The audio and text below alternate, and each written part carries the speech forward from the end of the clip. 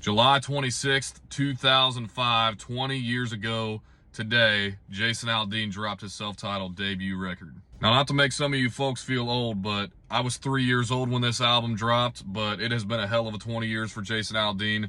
I think Jason Aldean can be associated with, the artists that have transcended country music, and I think there's only a handful you can say that about. Obviously, Garth Brooks did. Morgan Wallen's doing it right now. He really transcended the genre, and it wasn't without risk. Right from the beginning, Hicktown, that was an entirely different sound. I can only imagine hearing that for the first time 20 years ago on the radio. I would have been like, what the hell is that? And that's exactly what you want when you're a new country artist. And then you get to 2009. Obviously, She's Country, I think, really put Jason Aldean on the map.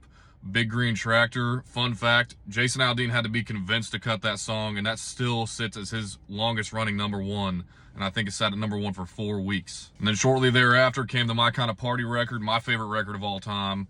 Nobody looked at Jason Aldean at that time, or probably any country artist, and said, oh, you're going to rap in a song and it's going to sound good, but here comes Dirt Road Anthem that's sitting at, I think, quadruple platinum right now. If you ever need an example of a real grinder in country music, Jason Aldean might as well be the poster child for that. Dropped from his first record deal.